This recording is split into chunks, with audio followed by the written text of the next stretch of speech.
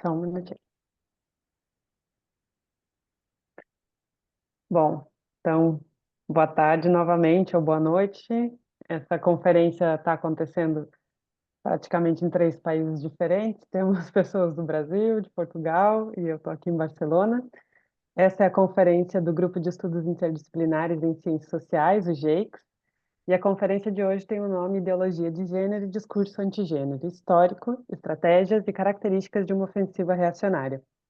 E hoje a gente tem a presença do professor Rogério Junqueira aqui com a gente. Então, já quero agradecer a ter o aceite de participar nessa nossa conferência. Quero agradecer também a participação de todas as pessoas que se inscreveram. Se alguém tiver alguma dificuldade visual, pode avisar no chat, porque o professor vai fazer uma apresentação com muitas imagens, então ele pode fazer a audiodescrição dessas imagens, caso alguém necessite. Então, apresentar o nosso convidado, o professor Rogério Junqueira. Ele é doutor em Sociologia das Instituições Jurídicas e Políticas pelas Universidades de Milão e Macerata, da Itália. É pós-doutorado pelo Programa de Pós-Graduação em Direitos Humanos e Cidadania no Centro de Estudos Avançados Multidisciplinares da Universidade de Brasília. Pesquisador do Instituto Nacional de Estudos e Pesquisas Educacionais Anísio Teixeira, UNEP, e é membro do Núcleo de Direitos Humanos e Cidadania, LGBTQIA+, da Universidade Federal de Minas Gerais e da Comissão Assessora de Educação Especial, Atendimento Especializado em Exames e Avaliação da Educação Básica do INEP. Dedica-se a pesquisa sobre educação, direitos humanos, política e discurso, com ênfase em direito à educação, direito à diferença, gênero, sexualidade, racismo e acessibilidade em avaliações educacionais. Entre seus escritos estão o volume Diversidade Sexual na Educação, Problematizações sobre Homofobia nas Escolas, da coleção Educação para Todos da Unesco, e o livro A Invenção da Ideologia de Gênero, um projeto reacionário de poder, da editora Letras Livres. Professor, contigo. Obrigado, Juliana. Joana. Joana, eu queria agradecer o convite generoso, né, que vocês fizeram e que prontamente aceitei, né, e da minha satisfação de estar aqui com você tentando colaborar com vocês do Grupo de Estudos Interdisciplinares e Ciências Sociais da Universidade do Minho. O, o que eu queria abordar com vocês hoje, você já citou o título da fala, né? Eu vou tentar fazer uma fala de 30 minutos, vai ser algo um pouco desafiador, mas enfim. E o que não der, a gente pode deixar um pouco de munição também para o debate. E eu queria começar dizendo para vocês como é que essa pesquisa nasce, né? Porque assim, eu já vinha estudando, acompanhando, né, as discussões sobre gênero e sexualidade, né, a produção católica sobre isso, né, ao longo de, enfim, de praticamente toda a minha carreira de estudante, depois como pesquisador, mas nunca tinha me debruçado, me decidido a escrever ou aprofundar, organizar tudo isso. A um certo momento no Brasil, a gente começa a ouvir, né, sobretudo em 2000, sei lá, a partir de 2010 um pouco e daí para frente, que as pessoas diziam assim, não, olha, se trata de uma coisa tipicamente brasileira, né, tipicamente neopentecostal, e eu tinha uma impressão bem diferente disso, né? E a coisa curiosa é que todo mundo dizia isso aqui, né? É, por todo mundo é um pouco exagerado, mas é quase isso mesmo, né? E eu tinha uma outra impressão, né? Tendo acompanhado, sobretudo, a produção de Ratzinger, de Wojtyla, né? De Ratzinger, sobretudo a partir dos anos 80, né? E com ênfase nos anos 90. E eu tinha toda uma outra impressão disso. Então, voltei a organizar minhas anotações sobre isso, fui atrás de outros documentos, comecei a escavar de novo, enfim. E a gente, claro, quando você começa a estudar e começa a escrever, você reorganiza, né? É muito bom escrever, né? Porque ajuda você a pensar, organizar as coisas enfim, perceber as lacunas e correr atrás de tudo isso. E aí, então, nasce essa pesquisa, esse estudo sobre o que a gente costumemente chama de gênese da ideologia de gênero. Mas porque quando a gente nota, finalmente, a eclosão da ofensiva, né, no Brasil, né, e é tardia no Brasil em relação a praticamente todos os nossos vizinhos, Isso também é algo que deve ser pesquisado, melhor pesquisado. Por que que aqui demorou tanto? É, Posso voltar a falar sobre isso depois. É, as pessoas não sabiam como lidar diante daquelas acusações todas, né, de que estávamos promovendo a doutrinação das crianças via ideologia de gênero, né, porque a acusação de promovermos, nós professores e professoras, promovermos a doutrinação das crianças é uma coisa que já vem de longa data no velho discurso anticomunista, não é? Não é exatamente uma novidade. Agora, dizermos que nós promovíamos a ideologia de gênero, sendo do ponto de vista sociológico, a ideologia de gênero aquilo que a gente combatia, né? Por que eu estou dizendo isso? Porque ideologia de gênero, muito pouco, muito embora seja um termo, eu estou falando agora como conceito, tá? Ideologia de gênero, sociologicamente falando, é um conceito que, né, tem uma circulação pequena, em língua inglesa, também pequena, em língua francesa, mas geralmente para falar assim, da ideologia do gênero no Ghana, ideologia do gênero na Jamaica, ideologia de, se falando aí está se referindo a quê? Está se referindo a discussões sobre o patriarcado, relações de gênero e assim por diante, e todas as representações, sistemas de crenças que, né, são mobilizadas para, né, legitimar uma ordem social, sexual. Né? Ou seja, nós fazíamos a crítica à ideologia de gênero. E, no entanto, as acusações eram que nós, professoras e professores, estaríamos promovendo a ideologia de gênero.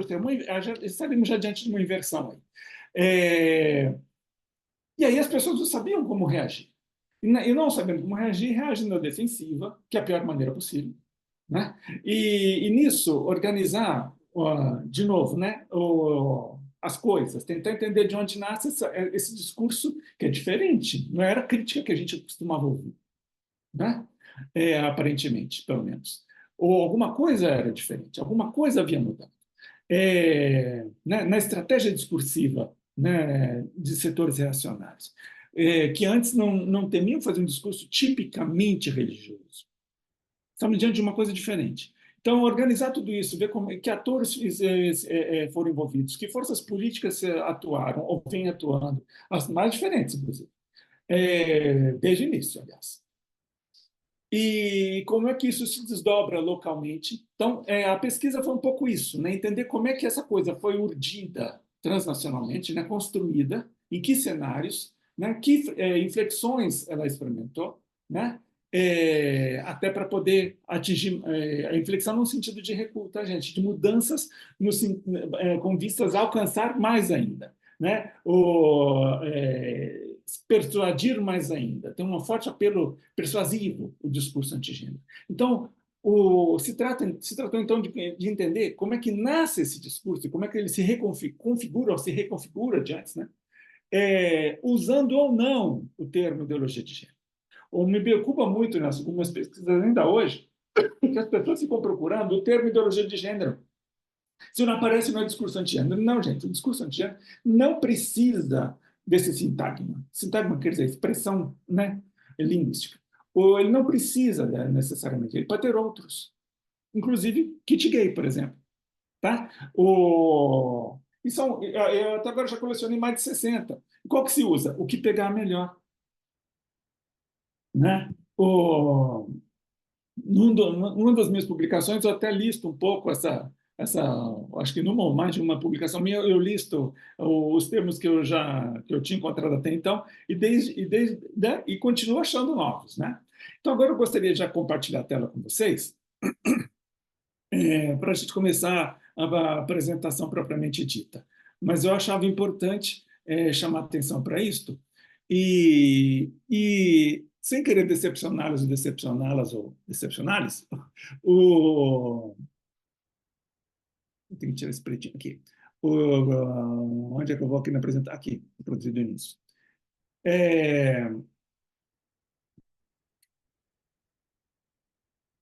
Pronto, vou ficar com a Juliana aqui. Ela pode me avisar em caso de incêndio. Assim. Eu vou falar muito pouco do Brasil de propósito, tá? A não ser, né, nesta primeira foto e algumas outras. Esta primeira foto que foi tirada na manifestação contra Butler, quando ela esteve aqui no Brasil para fazer uma palestra sobre um outro assunto no Sesc Pompeia, em São Paulo, né? Houve toda aquela manifestação lá fora que se juntou tudo e mais um pouco de gente de tudo quanto é direitas, né? O pessoal que foi lá contra a ideologia de gênero, outros que foram falar sobre a corrupção, outros que foram falar sobre o Fernando Henrique comunista, acreditem, né? Estavam todos lá. E essa é uma foto curiosa, porque apesar do rapaz segurar né, com toda essa ênfase e a tão ameaçadora, essa cruz, o discurso antigênero, tal como ele foi, né, veio se configurando, tá? Isso eu já vou adiantar alguma coisa que é muito importante, com um discurso aparentemente laico. Ele é de fundamento religioso, tá? Mas ele se apresenta como discurso laico. Então, os elementos religiosos geralmente estão ausentes das manifestações. Se vocês olharem como é o caso da Espanha, Portugal, França, Itália, né, ou Alemanha, vocês vão ver claramente que é um discurso. Na França, por exemplo, eles levam, em vez da Bíblia, eles levam o Código Civil napoleônico. Né? O, o elemento religioso ele vai aparecer, né, no leste europeu, tá? Na Polônia, né? Ele vai aparecer muito ali, com mais ênfase. Ali não se sentiu tanta necessidade de ocultar os elementos religiosos, de desconfessionalizar o discurso antigênero. E na América Latina, sobretudo com os neopentecostais, né? Que incorporam, adotam o discurso antigênero e utilizam, inclusive, não só como arma política, de enfrentamento político, mas de evangelização. Então, os elementos religiosos, isso não quer dizer que os católicos não farão o mesmo, tá? Na América Latina. Então, na América Latina, isso vai ser, os elementos religiosos vão aparecer com mais força e o Brasil vai ficar no meio termo entre aquilo que a gente observa no Peru, na Colômbia, no México, assim por diante, e do que a gente observa, né, em boa parte dos países da União Europeia, por exemplo, tá? Depois, se tivermos tempo, poderemos falar de África, de Ásia, porque, enfim, o negócio é planetário. Vamos adiante. Como é que eu passo? Tem um X em um negócio aqui embaixo, é isso? Então aqui eu tenho algumas cenas, né? Eu só tirei algumas fotos de algumas manifestações antigênero pelo mundo. Aqui uma na Itália, em sentido horário, uma na Itália, depois ao lado, em cima, no México, depois na França e no Peru, tá?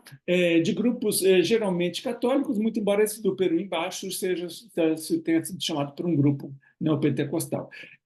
Inclusive, está sendo muito difícil achar vídeos sobre essa manifestação do Peru, porque a maior parte dos vídeos que eles tinham no YouTube caíram por excessiva, assim, ostensiva promoção do discurso de ódio.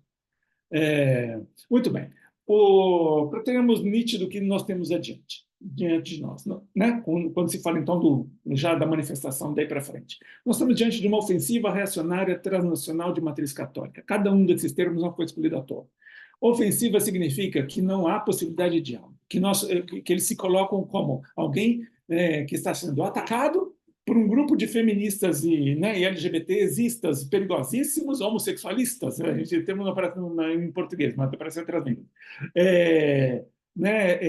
fanáticos procurando destruir a família e que não há diálogo possível. Nós temos, numa ofensiva, o outro tem que ser eliminado, né? Anulado.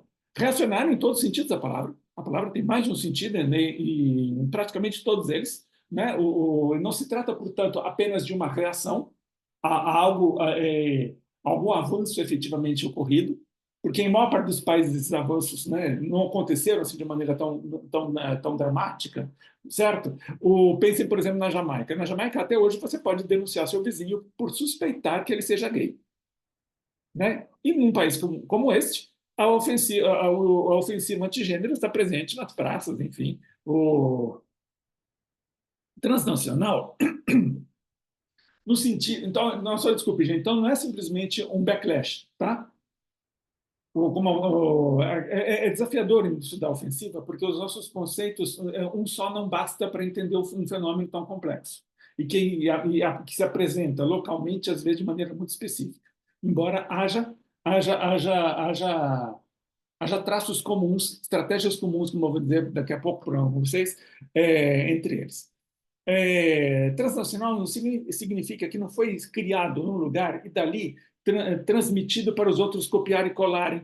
Ela foi urdida desde o seu início de maneira transnacional, com vários atores distribuídos pelo planeta, contribuindo na construção desse discurso, pensando em que possíveis estratégias políticas de como conduzir a ofensiva mais adiante, né, quando ela eclodisse, o portanto, transnacional nesse sentido. Tá? O curioso é observar que, na literatura, né, sobre o assunto, se reconhece o caráter transnacional da ofensiva, mas muitas vezes certos autores, sobretudo na Europa, se detêm muito sobre eles mesmos para entender uma ofensiva que, na verdade, é transnacional.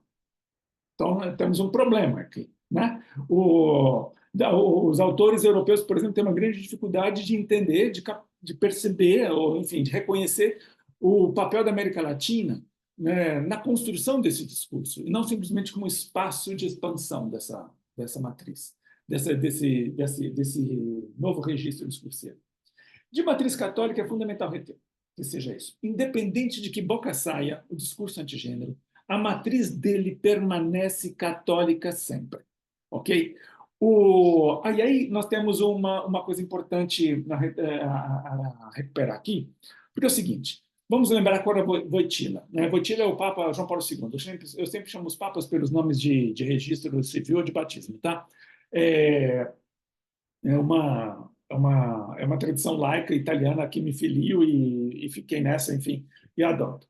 Eu acho muito prática, inclusive, até porque essas pessoas escrevem, publicam antes de se tornarem, antes de receber o nome social como Papa. Então, eu, né, preservo, né, quando os menciono, o nome do registro anterior. Muito bem. Caro Wojtyla, já como Papa, mas eu vou falar dele antes disso, ele se dedicou fortemente, né, a fazer uma série de enfrentamentos né, o comunismo, claro, né, e aí tanto na Europa do Leste como na América Latina, atacando a teologia da libertação, o feminismo, né, e vamos lembrar que antes dele,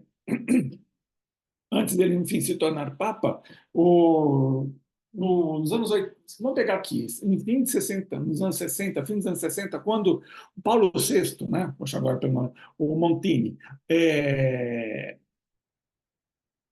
o Papa Paulo VI, né, faz a encíclica Humanae Vitae, em que, ali, em 68, em que a Igreja se coloca, o Vaticano se coloca, né, de uma maneira dura, né, que todo e qualquer tipo de prática contraceptiva, seja química, da pílula, né, ou barreira física, né, seria uma coisa condenável, né? E aí condenam também o aborto em qualquer situação, mesmo em situações de risco de morte da parturiente, ou da mãe, da gestante. Né? Um discurso violento, vamos esclarecer, vamos colocar nitidamente, né? Afirmando, né? Um desreconhecimento total, né? Do direito, vamos colocar de outra maneira, um enfrentamento total discurso feminista sobre o meu corpo e minhas regras. Né? Mas aí, sem nomear o feminismo, nada disso. Né? É fazer um discurso católico mesmo, religioso. E a encíclica foi muito mal recebida. Foi muito mal recebida, a gente se esquece disso. Né? Ela foi muito mal recebida na comunidade católica, com grandes atores, né? Com arcebispos, por exemplo, aquele de Milão, gente. Né? Enfim, na Alemanha, na Áustria, enfim, se colocando fortemente contrário ao discurso do Vaticano, dizendo que ali havia né, tido um exagero. Enfim, essa coisa vai prosseguir, vai se arrastar durante muito tempo, e depois, já quase no final do pontificado, um de Castério Vaticano, sai um outro documento falando sobre a homossexualidade. Aí era o contrário, né? Distinguindo aquela coisa da tendência e da prática homossexual. Né? E aí criando alguma certa abertura. Isso incomodou o setor reacionário da própria Cúria. Tá? Muito bem, termina o pontificado, o Papa morre, vem o próximo, que dura um mês, né? Que acena favoravelmente a revisão, né, da discussão sobre aborto. Né? 30 dias depois, ele falece, né? depois de nomeado Papa, e vem Wojtyla, que vai se dedicar logo de cara, né, a dizer o aborto é inaceitável. Então ele retorna, ele reforça, reitera os termos do Human Vitae, né, de 68, mas com muito mais força, e chama para Roma Ratzinger, né, que estava na Alemanha, é chamado imediatamente para Roma, incumbido de uma série de coisas, entre elas reforçar esse discurso via, né, o recém-recriado, empoderado, enfim, reorganizado, né, o antigo Tribunal do Santo Inquérito, né, que é o Santo Ofício, que ele vai ser o inquisidor, né, pela Congregação da Doutrina da Fé, e vai produzir muito rapidamente uma série de documentos atacando, condenando a homossexualidade sob qualquer aspecto, seja ou seja, ele está rejeitando o discurso anterior e dizendo, olha, a posição da igreja é esta, é de recusa total, né, é de condenação total, né, não tem essa distinção entre tendência e prática, tá? E a posição da igreja sobre isso não muda, né? E aí né, ele instaura na comunidade católica, né, planetariamente todo um conjunto de ações de persecutória se qualquer autoridade ou sujeito da igreja que se pronunciasse de uma maneira um pouco diferente seria submetido, né, a ações disciplinares. Muito bem. Nesse meio de tempo, Wojtyla começa a fazer toda uma série de apresentações, né? Ele lia, né? Nas audiências gerais, né? Como tem até hoje, né? Toda quarta-feira, ou quase toda quarta-feira. O Papa vai a público, lê um trechinho de alguma coisa, né? São as audiências gerais. Ele lia nessas audiências gerais, ele leu isso durante mais de 10 anos, o seu novo catecismo, né? Ele se dedica a produzir um novo discurso, né, católico, né, sobre o que seria homem e mulher, o que seria família, né? Ele propõe uma nova antropologia católica, né? Registrando uma importante mudança no registro discursivo vaticano sobre a ordem sexual, de uma maneira mais tradicionalista, mais conservadora possível. Né? E dito isso, né, em um contexto em que o Papa conseguia se apresentar como uma pessoa jovem, esportiva, moderna, pop, né? Era curioso, né? Então, não é o primeiro reacionário que a comunidade religiosa acolhe como alguém moderno. Mas vamos lá, feita a provocação. Então, quem fez catecismo? Quem de vocês, por volta de 40 anos de idade, fez o catecismo, né? Fez já esse catecismo novo, né? Ou já teve um período de transição, mas enfim. Os primeiros documentos desse catecismo, dessas conferências, né, gerais que ele fazia às quartas-feiras, foi reunido nesse primeiro livro aí, amarelo, de capa amarela. Homem e Mulher, Deus os criou, seria a ideia. Né? Não tem todo o material, são mais de 140, aí não tem tudo isso, tem muito menos. Né? Você acha tudo isso. Está tudo na internet da gente, esse material todo, em várias línguas. Eu trabalho com o original, mas enfim, está em português, está em croata, está em árabe, o que você quiser. Só não sei se está em catalão, tá? Mas deve dar também. Brincadeira à parte, podemos verificar depois. Por que isso é importante? Por que eu estou dizendo isso? Porque, naquele momento, ele está propondo para a igreja, ele está instituindo na igreja um novo discurso católico sobre o que é o ser humano. E essa nova visão sobre o que é o ser humano, e o que é essa família, né, mais do que nunca, é centrada na ideia da heterossexualidade. Coisa que nenhum outro documento anterior fez isso. Né? Então, o ser humano só é ser humano natural, né? Ser heterossexual. Tá? Se escapar disso, aqui nós estamos diante de uma aberração, de alguma coisa que foge, né? Que não simplesmente transgride, mas que ameaça o humano. Tá? Um negócio muito sério. Tá? Não é muito difícil entender isso no discurso de ódio, hein, gente? Agora, né? Quando o Bergoglio diz assim que a transexualidade é demoníaca, está se baseando nisso. Tá? Diabólica, ele diz. O diabólico, ele tá se baseando nisso. Então, o que existe é todo um esforço de renaturalizar, ou seja, tudo o contrário do que o feminismo faz, né? Que é o discurso de né, de desnaturalizar o mundo, é o que as ciências sociais fazem, desde do seu nascimento até mesmo antes. Né, desnaturalizar o mundo, desencantar o mundo para entender o mundo como construção histórica, humana, social, política, econômica, etc. Não é? Não, a natureza, e natureza na igreja, para a Igreja Católica, é Deus. Tá? É nesse sentido. Então, ele está propondo, claro, é uma visão católica, né, teológica, é um discurso nitidamente católico, né, não se pretende, esse aqui não é um discurso antigênero ainda, né, para não nos confundirmos, mas será a partir deste discurso, desse prisma, vamos chamar de teórico, que ele vai apresentar para a comunidade católica o que é o feminismo, né, fazendo a condenação ao feminismo.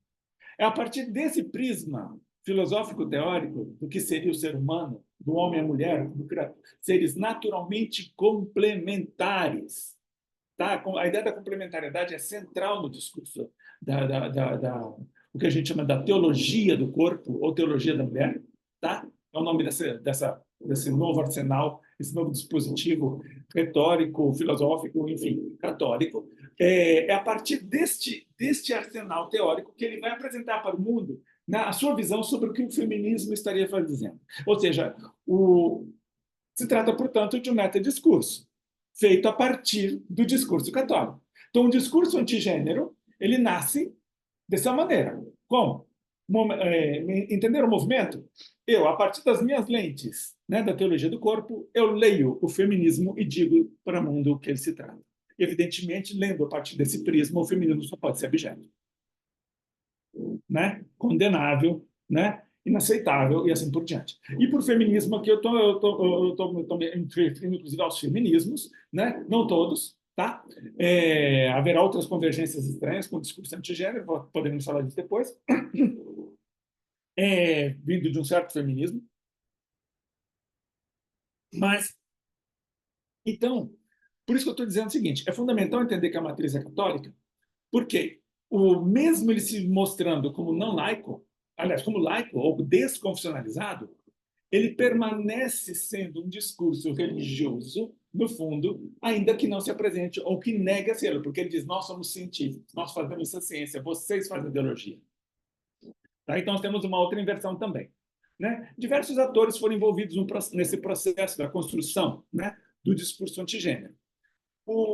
A construção propriamente do discurso antigênero ela começa a ser feita, sobretudo, a partir da metade dos anos 90, né? Sobretudo depois de Cairo e Pequim, onde a Igreja Católica levou uma surra, né? Nas conferências das Nações Unidas. Muito embora tenham impedido muitos avanços, mas, em geral, né, os setores mais reacionários perderam, né, o debate. E então, atores como o Conselho Pontifício para a Família, as comunidades, diversas que eles chamam de comunidades religiosas católicas, como Opus Dei, os carismáticos, focolares e assim por diante. Né? Aqui eu só estou com o símbolo da Opus Dei no meio, mas que foi a mais articulada de todos, mas não foi a única. Né? Os grupos procura gay, né? O NARF e o Êxodos, por exemplo, são dos mais importantes, e não apenas. Grupos pró-família e pró-vida, e mais tarde foram se juntando outros, como associações não representativas da comunidade acadêmica ou científica, tá, gente? Mas associações médicas ou se apresentando como tal, os advogados, aí sim, aí foram criadas diversas uniões de juristas católicos, e mais tarde protestantes ou evangélicos no mundo inteiro, né? Nós temos isso no Brasil também, claro, que, né, se associaram, se integraram a este movimento para a construção e disseminação do discurso antigênero. Tá? Evidentemente, do Vaticano, não só o Conselho Pontifício para a Família. A Congregação para a Doutrina da Fé, né, onde estava o Ratzinger, por exemplo, que comanda tudo isso, na verdade, articula tudo isso, e outros dicastérios, né, são uma espécie de dicastérios, são uma espécie de ministérios, tá? Do Vaticano, não só se envolveram nisso, eles foram recriados, fortalecidos para se envolver nisso. Tá? Eu não vou ter tempo aqui para ficar uns 30 minutos de entrar nas obras, né, e nos autores, como é que eles se articulam entre eles, o que é muito detalhe. São detalhes interessantes, inclusive. Mas é fundamental reter que essa turma todas entra em contato, troca figurinhas, né? Nesta foto aqui, pelo menos, tem uma pessoa da América Latina, de baixo, né? O Samuel Revoredo, outros que passaram pela América Latina, outros que tiveram sempre contatos com a América Latina e assim por diante.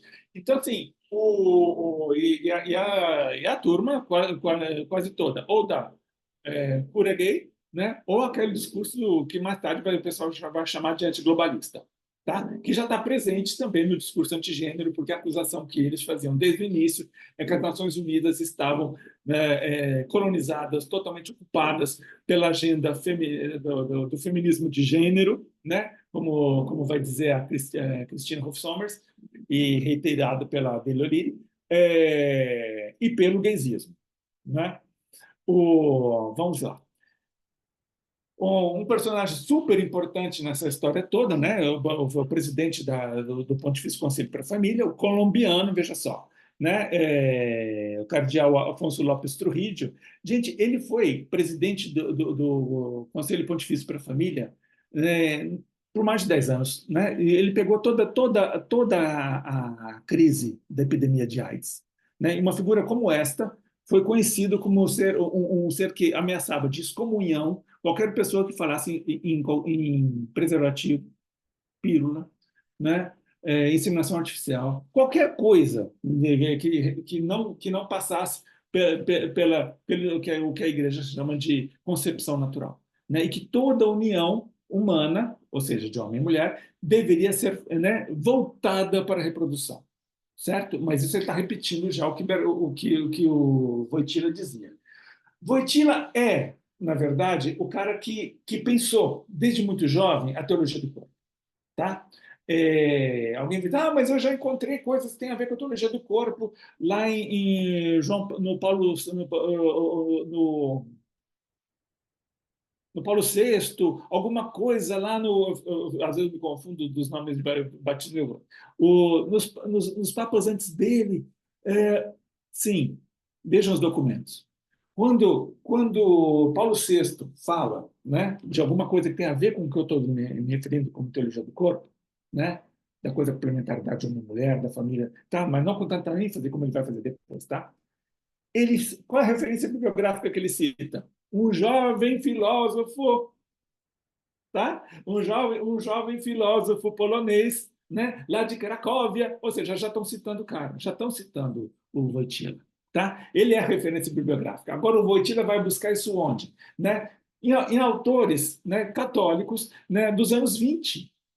Então, na verdade, se formos pensar, é uma produção filosófica extremamente recente, tá? É uma coisa dos anos 20, dos anos 20, 30, que ele, né, recupera, né, insiste nisto, né, nos anos 60, quando ele passa a ser mais lido, e depois, como Papa, né, ele consegue, né, colocar isso na agenda vaticana, como no centro da igreja.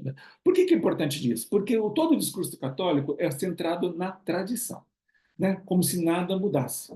Então, o que está se dizendo agora é o que sempre se disse, né? Desde sempre. A igreja não muda, lembram? Deus não muda. Então, é muito importante a gente reter que, na verdade, é um discurso, né, construído há muito pouco tempo. Né?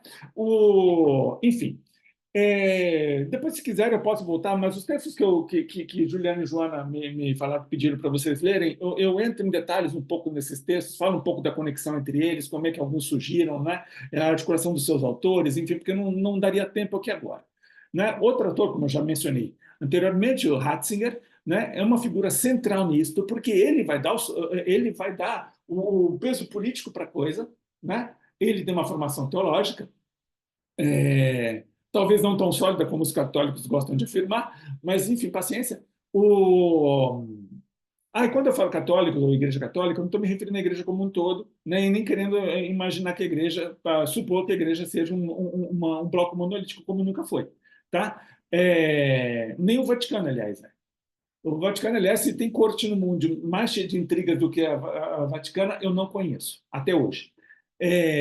nos dias de hoje. Tá? Mas, assim, Ratzinger vai ser a pessoa que vai se dedicar fortemente por anos ao combate ao feminismo. Né? E ele vai dar uma declaração atrás do outro, ele vai ter vários documentos sobre isso, mas vários, todos eles com muito peso político dentro da igreja. Então, o Sal da Terra, que é uma série de entrevistas que ele dá, foi uma das primeiras vezes em que ele, de uma maneira contundente, faz o ataque ao feminismo. Né? As cartas aos bispos da Igreja Católica sobre a colaboração do homem e da mulher na Igreja e no mundo, né, de 2003, 2004, é um documento extremamente importante, né, porque, apesar de ser um discurso, aí sim, nitidamente religioso, nitidamente teológico, mas totalmente centrado na teologia do corpo, tá? Ele não usa o termo ideologia de gênero, mas ele já dialoga, né? Ele já dá margem para o discurso antigênero, né, extrapolar. Porque o grande desafio era como é que a gente extrapola o discurso teológico da teologia do corpo, que, né, como sempre, né, não é uma coisa facilmente deglutível, assimilável, assim, facilmente, né, encontrar uma maneira de fazer isso. Quem, por exemplo, encontrou muito bem a maneira de fazer isso foi a Adele O'Leary, né, como a jornalista norte-americana, conselheira pessoal de Ratzinger, tá? Opus Deísta também ela. Enfim, tem mil histórias aqui. Mas olha que coisa interessante. O discurso antigênero, né, como formulação, ele já estava pronto, né, quando a igreja publica o Lexicon em 2003, tá? Que é a suma teórica do movimento antigênero. Mas a primeira edição tem mais de 800 páginas, a segunda edição mais de 1.200. Só lembrando uma coisa, ele sai em 2003 em italiano. Em 2004 ele já sai em espanhol e português. Tá? Né? E depois a segunda edição vai ser em 2010 em português. Detalhe, não tem um brasileiro envolvido na produção do Lexicon. É curioso isso, né? Agora, outra curiosidade. Curiosidade não no sentido que eu vou suprir, mas essa é uma coisa que é curiosa. A igreja tinha o discurso antigênero pronto já em 2003. Por que a ofensiva, ou seja, no sentido de ir para as praças públicas, né, não começa? Né? Porque ela só vai começar em 2013, 2014. Né? E começa quando ela tem um sinal amarelo e depois um sinal verde. O sinal amarelo é quando Ratzinger, na Sala Clementina, né, na sessão dos votos de Feliz Natal, que tem todo ano, continua tendo, ele dá o sinal amarelo. Quando ele faz um discurso dizendo que, da mesma maneira como os seres humanos nós temos que preservar as florestas tropicais, é o papel da igreja salvar a família. Né? É um discurso fortemente anti-laico, né? Ele reivindica para a igreja, né, o Vaticano, o papel de natural de intervir na arena política para preservar a criação. Né? E a criação mais importante é o ser humano. Né? E isso já foi o sinal amarelo. E o sinal verde vai ser em 2013, quando ele faz o discurso nitidamente antifeminista, com ataques com nomes e sobrenomes. Aí é entendido como sinal verde, podemos começar a ofensiva. Algumas explicações possíveis. Uma delas, que eu gosto muito, é a seguinte: como é que a igreja começaria em 2003 ou 2004 uma ofensiva com o Papa, eu estou falando do Wojtyla, morrendo? Lembra-se, ele estava com Parkinson. Ninguém sabia quando morreria, né? Por quanto tempo ele ficaria, né? Com que capacidade intelectual e política para agir, né? E quem o substituiria. Não é? Como é que você começa uma ofensiva desse porte, né, sem saber quem é que estará no Vaticano, né, na Catedral de São Pedro? Mas, enfim.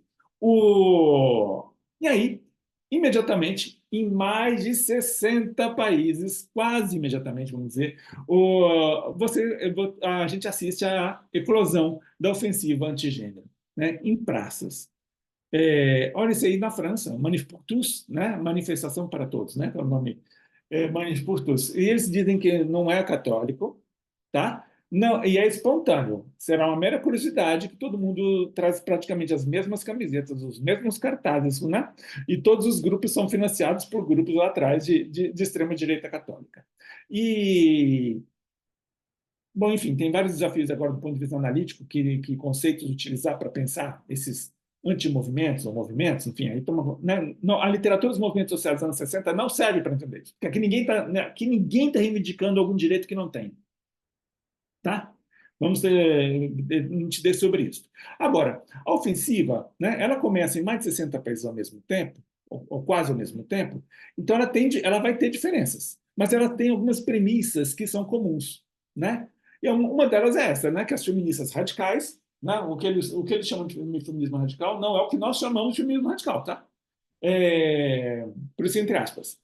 Os ativistas LGBTs estariam, então, né, todos mancomunados para impor a ideologia do gender. Eles usam o termo em inglês, porque eles dizem que esse termo ele é tão aberrante, ele é tão absurdo, ele é tão antinatural, que não tem nem como traduzir. Então, em francês, eles vão falar em sotaque, vão usar gender, mas vão falar gender, né? Lá eles vão usar o termo teoria, né? Teoria do gender. Na Itália, teoria do gender, muito com sotaque bem italianizado. E na América Latina, porém, a gente vai traduzir, né? Em alguns países, o gender, o termo, né, coincide, pensa no caso da Alemanha, mas, enfim, né, vai ter essa fala também, de que não dá para traduzir o termo, de tão objeto que ele é. Mas voltamos aqui. Porque ele teria sido inventado pela cooperação, pelos americanos, tá? Pelo pessoal do politicamente correto, os destruidores da família, os gaysistas e assim por diante. E o objetivo central da tudo é, via destruição da diferença sexual, né, reverter, né, revolucionar, destruir a ordem natural das coisas. Né? Porque nós teríamos tentado isso via comunismo, não conseguimos, então agora a gente faz via gender e destruir a família natural. Tá? Então, independente de onde a coisa ocorra, né, no mundo, essa é uma premissa que geralmente está presente, tá? Que querem acabar, que nós queremos acabar com a diferença.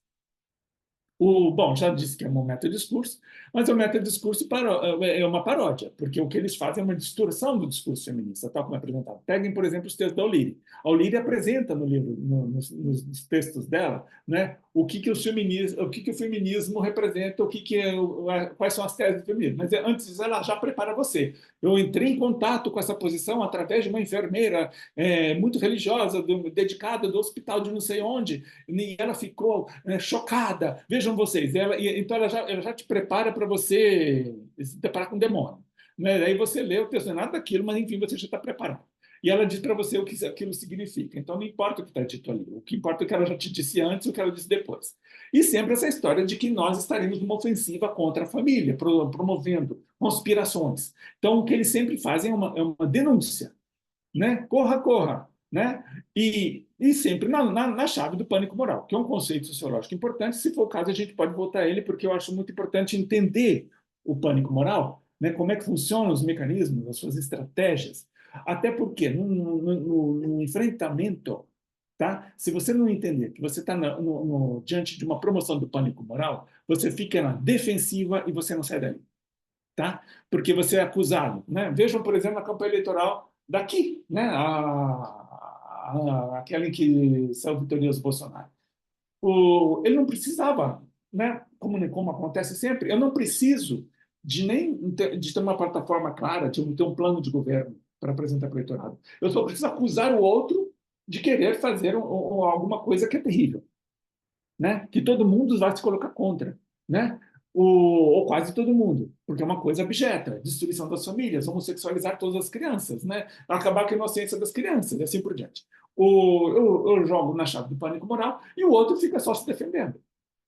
E nem tem tempo de dizer que não é isso, que não se trata de nada disso, que ele veio aqui para uma outra coisa, que a proposta dele é outra, não é? Então o outro não fala que ele veio, né? E eu também não.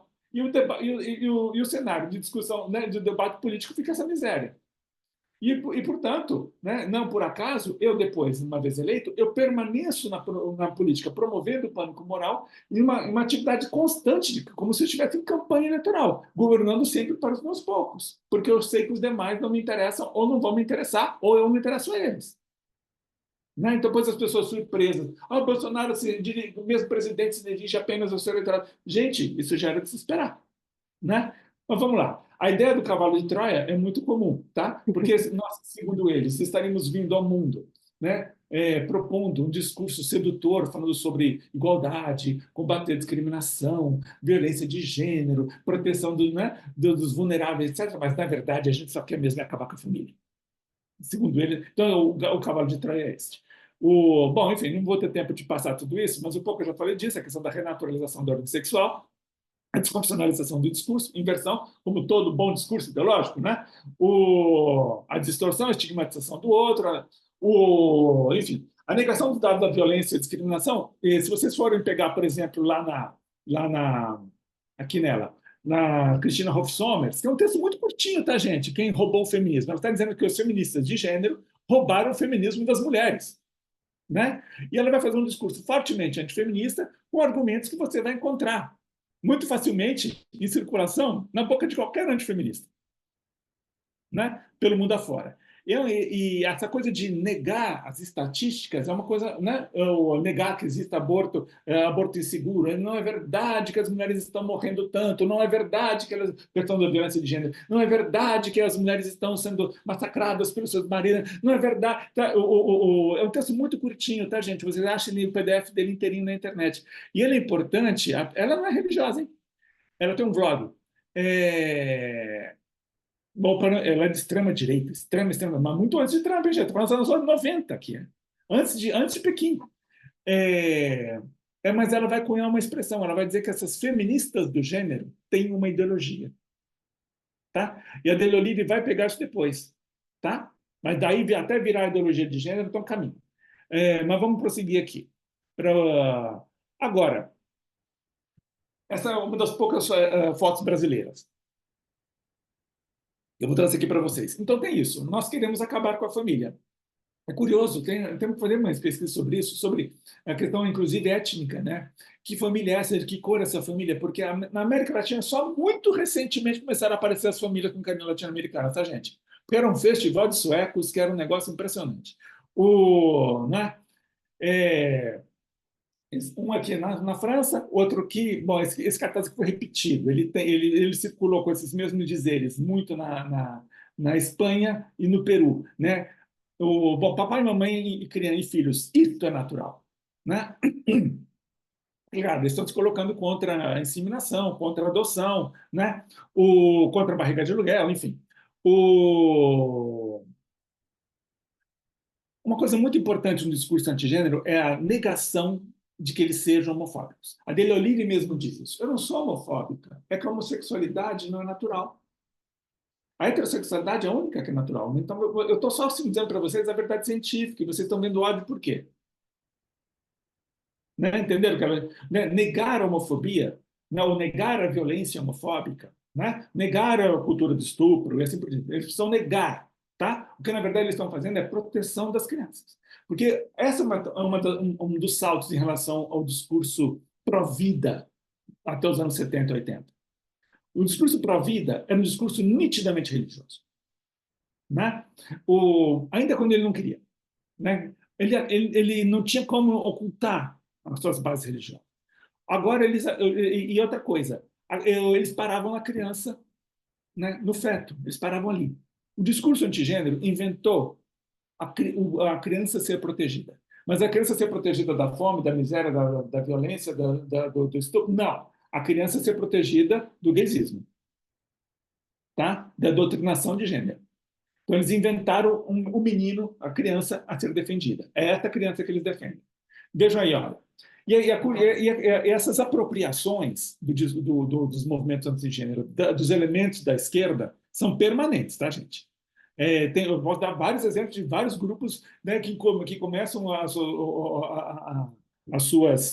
suas reuniões com leituras de parágrafos de autores e autoras importantes da tradição, da tradição dos movimentos emancipatórios, tá? Martin Luther King, por exemplo. Né? Muito bem.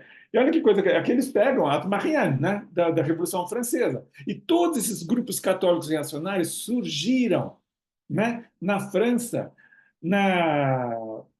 em reação à Revolução Francesa. Né? Toda essa turma.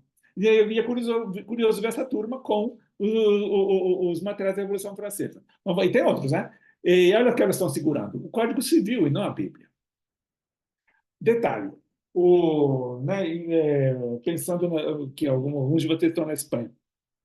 Antes dos movimentos antigênero eclodirem massivamente pelo mundo, houve algumas experiências. Né? O país onde mais se experimentou, né, foi, foi a Espanha. Aí fizeram algumas coisas. Na Itália, um pouco na França, um pouco na Eslovênia, né? Mas foi muito pouco. O da Espanha foi mais importante. E na Espanha se percebeu, logo de cara, que né, naquela época que se fazia oposição às mudanças de legislação, sobretudo com relação ao casamento, tá, gente? Casamento homossexual, assim vai. Como era chamado? Eles perceberam que botar bispo na frente, porque os bispos iam, né, para as manifestações, era roubada.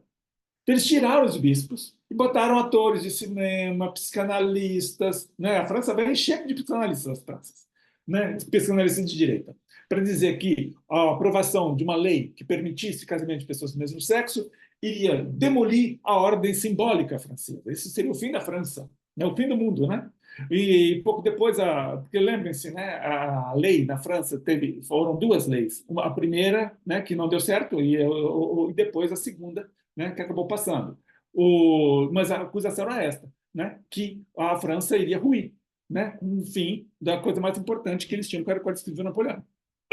Mas como em seguida os Países Baixos aprovaram o casamento entre pessoas do mesmo sexo e até hoje de manhã os Países Baixos continuam existindo, parece que esse casamento não faz ruim nada, né? Mas, enfim, o... bom, quem está na Espanha já deve ter visto, ouviu, não tem agora não com muita frequência, mas enfim, o ônibus laranjadinho da Asteuir, né, ou da Citizen Go, que é a mesma coisa, né, a mesma agremiação, é o ônibus transfóbico que circula pelas cidades. Eles geralmente param nas praças mais importantes, ou perto de um tribunal, ou de uma Assembleia Legislativa, uma Assembleia Comunal, enfim, o que no Brasil a gente chamaria de Câmara de Vereadores ou Câmara de Deputados.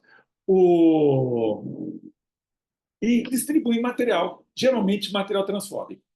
Tá? No site deles vocês vão encontrar vários formatos para esses ônibus, o que pode estar escrito fora, né? E, e tem um pouquinho de acesso aos materiais que eles distribuem. Que é material de discurso de ódio. São geralmente pequenas cartilinhas, opúsculos, né? Em que né, se repete o que eu estou dizendo aqui agora. A coisa curiosa é que eles vão dizer que eles defendem a biologia, que o discurso deles é científico, o nosso é ideológico. Né? E que o feminismo quer destruir as famílias via transexualização das crianças, por exemplo. Né? Então, eles vão insistir nisso, que os meninos têm pênis, as meninas têm vulva, que não se deixa enganar, né? Que isso é a biologia. Né? É curioso, porque a biologia deles para aí, tá? Nas primeiras representações sobre X e Y, XX e Y, mas não vai adiante do que a própria biologia fala sobre isso, inclusive confutando, né? ou sofisticando um pouco essa teoria, dizendo que a coisa não é bem assim, ou não é só assim. Tá? Mas a biologia para eles para aí, evidentemente, também a biologia deles não tem Darwin e companhia cantante. Por exemplo, um dos livros, os opúsculos que eles distribuem é este. Sabe o que querem ensinar ao teu filho no colégio? As leis de doutrinação sexual. O livro que não quero que você leia. Isso é um discurso tipicamente promotor do pânico moral. Veja o que as crianças estão fazendo a saudação romana, né? A saudação fascista para a bandeira LGBT. Né? Ora,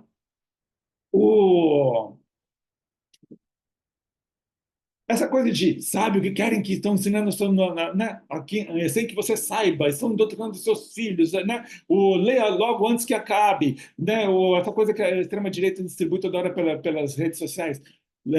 Veja logo esse vídeo, porque a Globo quer censurar, a TV Senado não quer que você veja, coisas assim, que estimula você a ler correndo, porque afinal de contas daqui a pouco sai, né? E é uma coisa que incomoda tanto os poderosos que evidentemente só pode ser verdade, né? Bom, veja só que coisa curiosa. O Marcel Padilha, no México, né, de uma organização civil, e Guilherme Shelby, procurador regional da República aqui em Brasília. Um é católico, o outro é evangélico. Não sei se conhecem. Os dois fizeram esses dois vídeos em momentos um pouco diferentes, dizendo basicamente a mesma coisa. Né? Sobre né, o perigo que as escolas representam para a segurança das famílias. O Guilherme Schaub, vejam vocês, gente, ele antecipou essa coisa antes da pandemia, isso aqui. Ele antecipou a falsa estante com livros, né? Não é um avanço, é uma importante contribuição dele para as nossas decorações, né, em épocas de pandemia. O, enfim, para vocês perceberem como é que a partilha de, né, de repertórios argumentativos, imagéticos, cartazes, né, de repertórios políticos de ação, né, como fazer as petições, a quem se dirigir, de que forma fazer, promovendo que tipo de pânico, essa coisa é partilhada entre todos eles. Alguns vão insistir mais em certos aspectos, outros em outros. No México, por exemplo, o pânico moral inicialmente era todo ele centrado na ideia do casamento, né? A ideologia de gênero significa casamento gay, né? Na Croácia, gente, é curioso, na Croácia o grande perigo naquele primeiro momento era o divórcio. O divórcio iria acabar com a família, se fosse tão fácil, hein? O, agora aqui na Itália, por exemplo, propaganda gender, né? A dissolução do Ocidente e as novas praxes de poder, né? Que as escolas então teriam se tornado espaços de experimentação, né? Essa frase, essa acusação aparece no importante documento da SEI, né, Conferência Episcopal Italiana, e depois repetida pelo Bergoglio, que as escolas são um espaço de experimentação, né, de doutrinação dessas crianças, e que as pessoas é curioso, que as pessoas que se recusam a participar dessa agenda de propaganda, né, de promoção, em doutrinação homossexualista, feminazi, assim por diante, seriam então os dissidentes, né? E seriam então perseguidos, que nós teríamos que proteger essas pessoas também.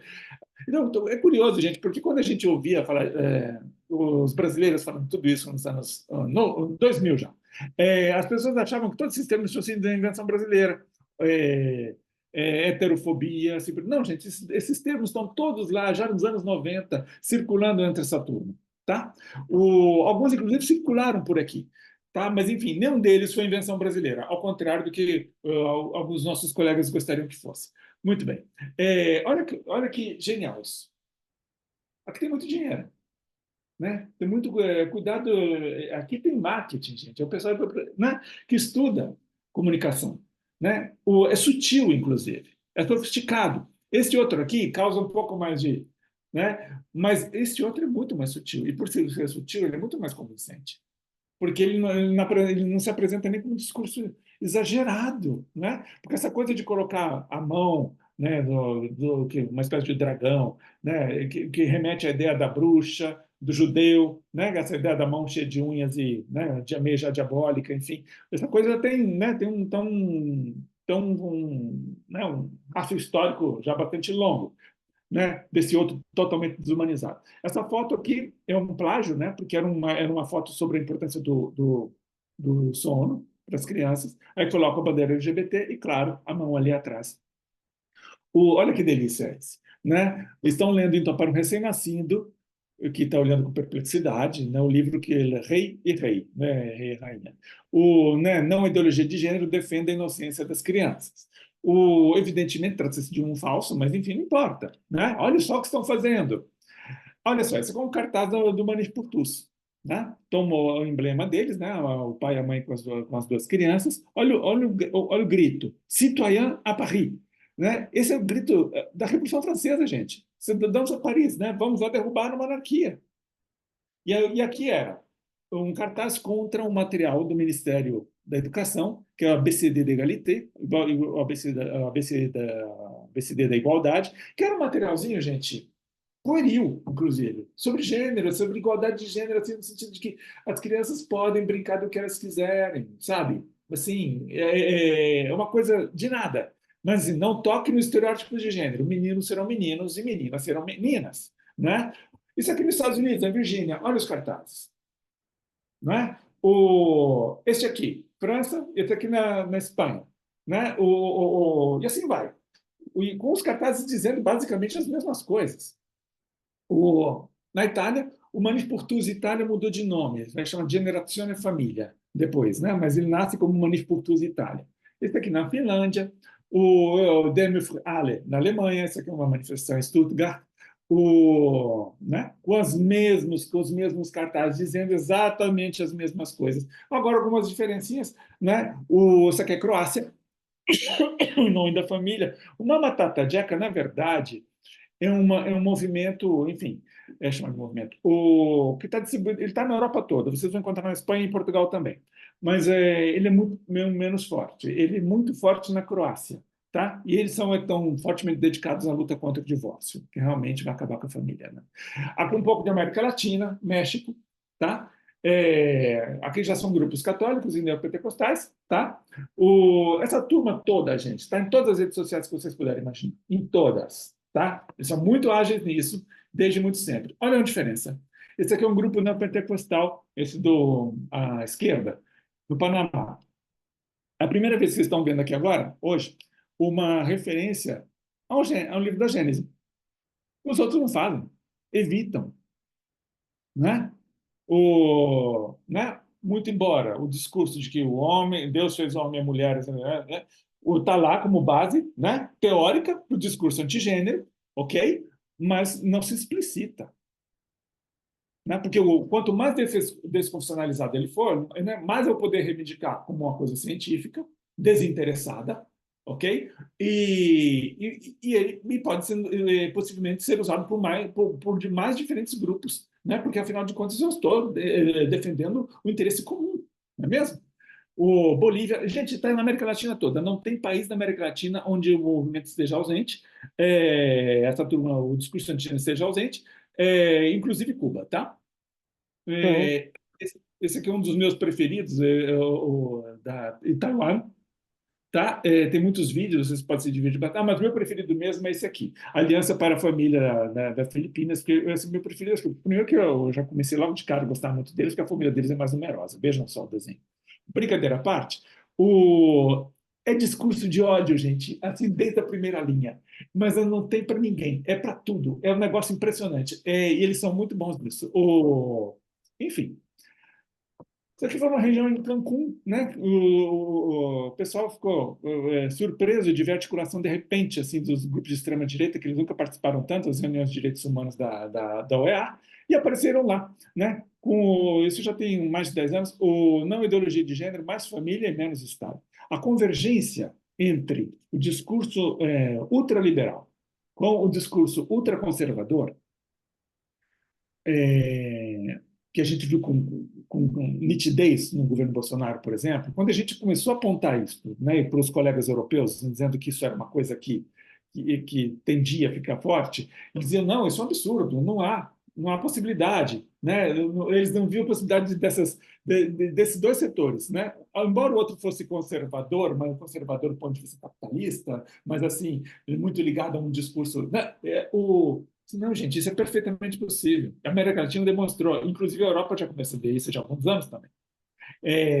Né, a convergência entre dois setores, né, uma direita e uma extrema-direita, né, com vínculos ou sem vínculos, porque, evidentemente, gente, nós estamos falando de setores no campo das direitas que não necessariamente, historicamente, foram aliados, hein? Mas que, né, pontualmente se aliam, convergem, né, constroem ações com muito efeito. Gente, eu Professor, gostaria, eu já vou quase terminar. tá. Eu queria que vocês conhecessem esse material, né, de uma escola de professoras da educação infantil de Trieste. E Trieste é uma cidade super sofisticada, né? Enfim, o Jogo do Respeito. Ele tem na internet, tá? Ele tem várias versões. Essa aqui é uma delas. Que as professoras criaram para discutir com os seus alunos e alunas, né, criancinhas, né, se eles podem ser o que eles quiserem, se eles podem brincar do que eles quiserem, que homens e mulheres podem fazer o que quiserem. Né? Eles, inclusive, inventaram profissões no feminino, né? Que em italiano muitas profissões não têm feminino, e quando tem feminino, eles não usam feminino. Então, essa coisa deliciosa, lindinha, né? Fofa, não é? Como é que foi a manchete do jornal sobre essa experiência? É uma coisa típica do jornal de extrema-direita na Itália, né, de ter um título para duas matérias ao mesmo tempo. E vejam dois pânicos morais aqui. A reforma da escola, né, ainda era Renzi, que era um político muito conservador, vamos dizer. Mas não era extrema-direita ainda. Estrangeiros, né?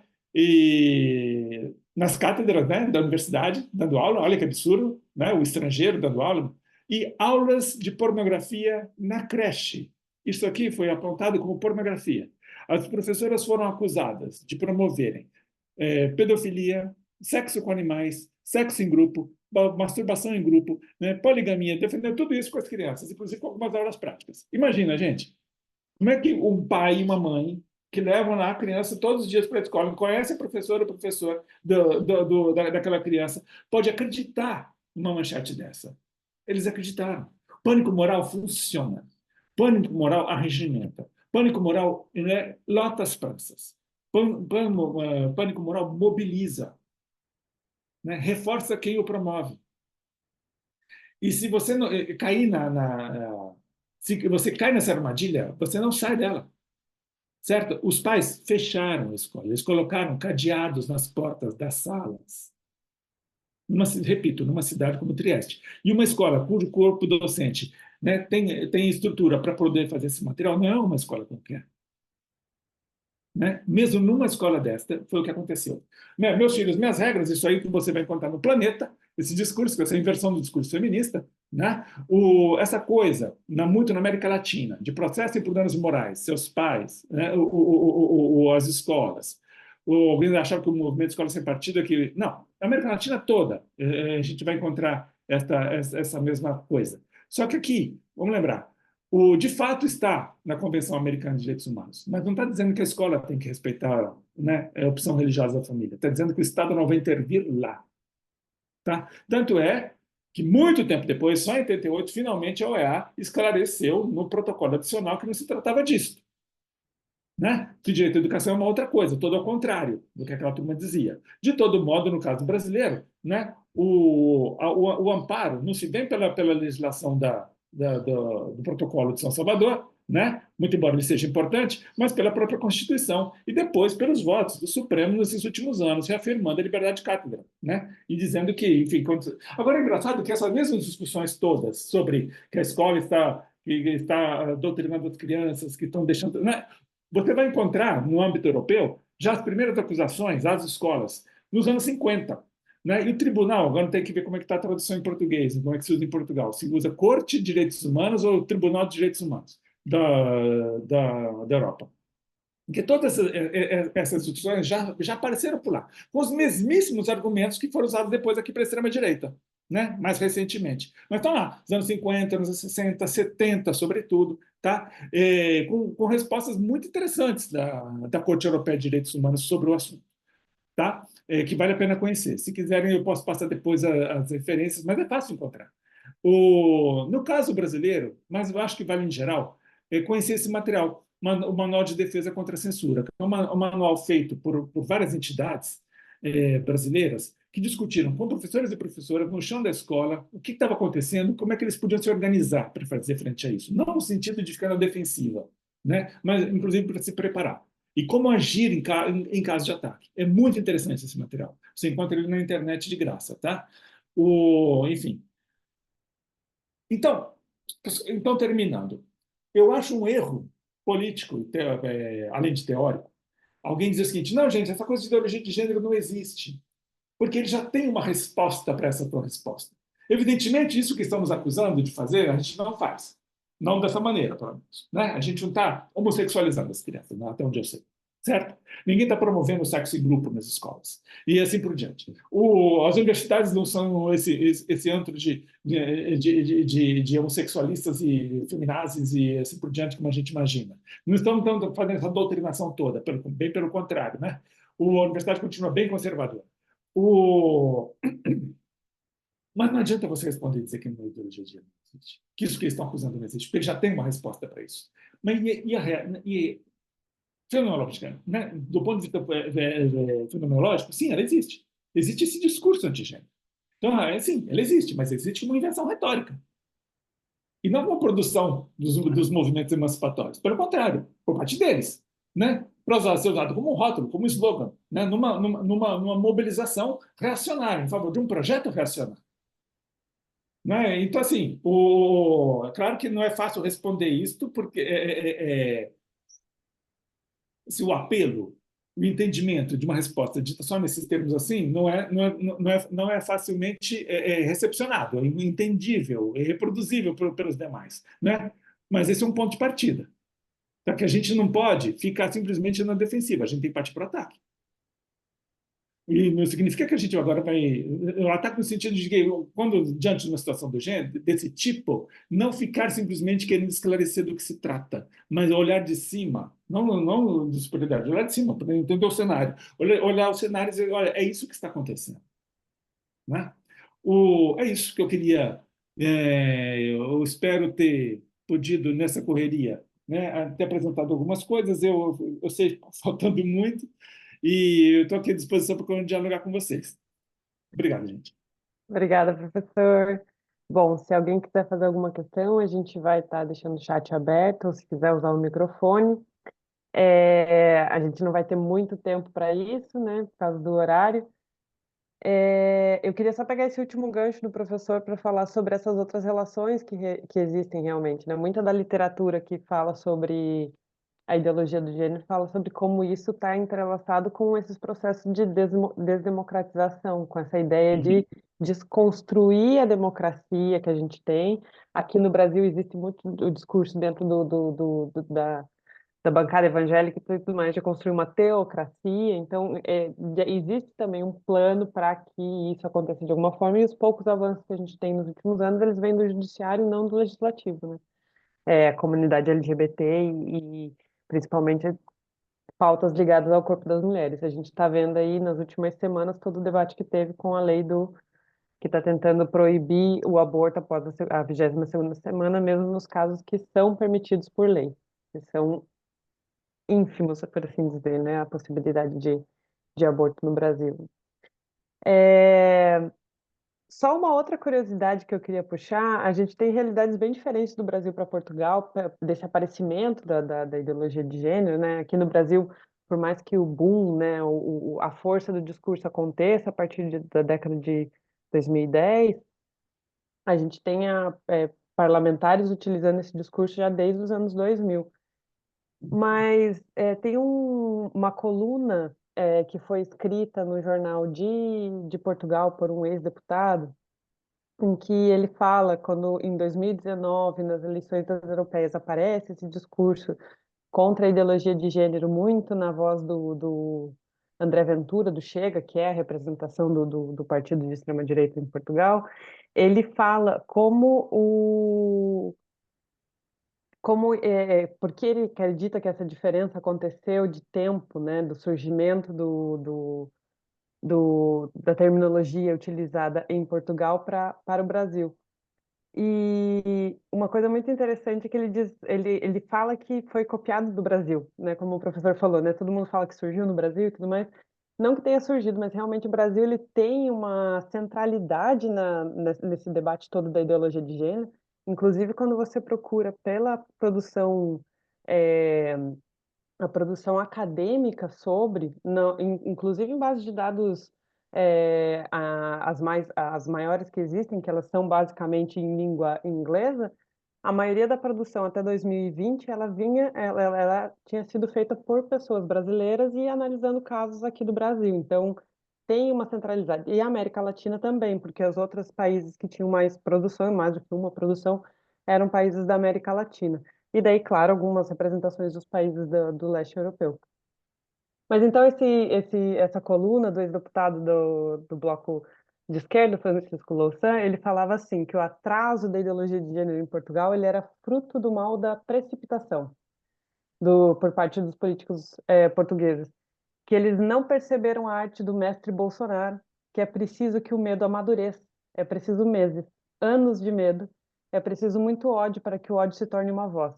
E isso foi tudo feito à pressa, não foi? Então ele fala sobre esse processo que aconteceu de defesa da família com o discurso do Chega nas eleições. Então, eu acho interessante que o professor fala muito sobre isso também, de como isso surge, não é de agora, vem da década de 90. Todos os argumentos são construídos, são repetidos, são citados, são copiados. Então, esse pânico moral, esse medo, essa mobilização dessas, desses fantasmas históricos das pessoas, isso foi feito durante muito tempo para a gente chegar no ponto que a gente está, em que agora utilizar o sintagma, utilizar a expressão ideologia de gênero se tornou um resumo para tudo aquilo que está de errado. Então, você coloca feminismo, comunismo, a defesa da família, você usa isso como um guarda-chuva para ser, ou para mostrar o seu posicionamento político e, sim, um posicionamento político religioso, com essa base toda católica que o professor mostrou. Então, a importância disso, de como isso também está entrelaçado na política. Sérgio, não? E no chat Duas três perguntas? comentários. Sim. Opa.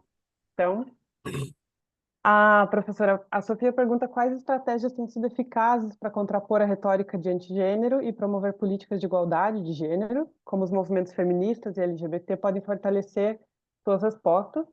A, a Maria João, ela pergunta se é possível dar alguns autores, teóricos, artigos científicos sobre o assunto do discurso antigênero também.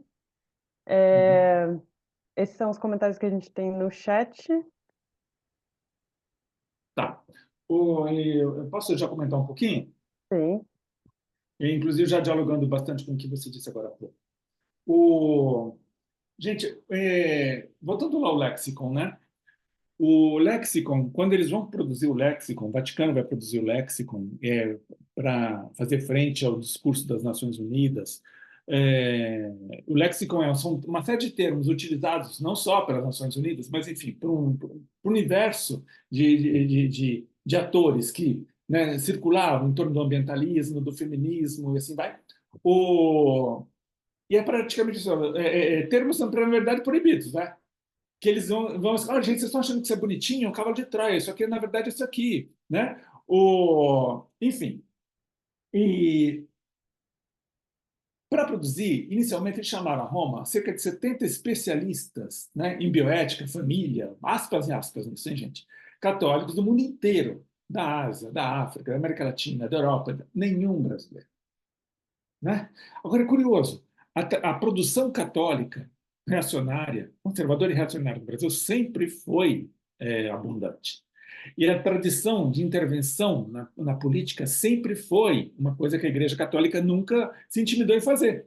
Por que cargas d'água ela não é chamada, né? Por que cargas d'água ela não aparece? E por que cargas d'água a coisa demora aqui a aparecer? Né? As manifestações antigênero, discurso antigênero, né, mais organizado, né, indo para a praça pública, não assim, discursos pontuais ou numa página, porque isso já tem nos anos 90. Júlio Severo já falava, né, de heterofobia, não sei o que. Ele já usava elementos do léxico do discurso antigênero. Ele já estava construindo sua argumentação já, e ele é evangélico, né, nessa discussão. Ora, a coisa acontece muito mais tarde há algumas hipóteses. E não tem nada a ver com a força da teologia da libertação, como alguém tentou, porque a teologia da libertação estava ruindo. Na perseguição vaticana contra a teologia da libertação funcionou. Né? Eles desmantelaram. Ora, o Brasil, naquele momento, estava se propondo para. Né, fala do Lula, inclusive, né, que quando em Roma. Ratzinger, né, cobrou dele a questão do aborto, ele disse: eu não posso fazer nada, né? Vamos fazer alguma coisa para contentar. E esse vamos fazer alguma coisa para contentar foi a concordata Brasil-Vaticano. Ora, se você está em vias de assinar uma concordata, você não briga com esse cara. Até porque essa turma já estava bem embrenhada no Estado também. Essa é uma outra discussão que vai longe, mas, enfim, no governo Lula 1 e 2, é uma coisa que precisa ser mais estudada. A presença dessa turma no governo, ou em articulação forte com o governo, já naquela época, minando, por exemplo, o Brasil sem homofobia, o Plano Nacional para as Políticas sobre Mulheres, né? Os planos nacionais de direitos humanos, um atrás do outro. Enfim, então, há coisas aqui que precisam ser estudadas. Mas o que resta, né, como óbvio, é que essa turma não aparece na agenda, na arena. Não aparece.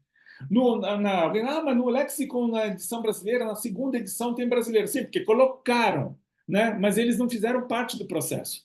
E foram colocados ali fazendo texto, colocando textos que podiam ter em qualquer outro lugar, que não tenha necessariamente diálogo nenhum com o discurso antigênero, né? Estão lá, para não ficar de fora. Mas, de todo modo, tem uma diferença crucial, e aí tem a ver com o que você estava dizendo, que com a chegada de Bolsonaro no poder, tá? O discurso antigênero, que já vinha crescendo, né, e ganhando consensos, se mostrando eficaz do ponto de vista político para, né, regimentar e provocar mobilizações, ou para promover, né, projetar figuras, porque a pessoa, claro que as propostas que eles faziam nos estados e municípios, enfim, eram todas inconstitucionais, mas isso não estava ninguém importando com isso. O importante era alguém falar dele. Ele aparecia, ele se colocava como um político viável, ele se construiu em cima do kit antigênero, do kit gay, lembra? Então, assim, ele mesmo sabia disso, ele disse, como é que eu vou abandonar esse discurso? Ele mesmo disse isso.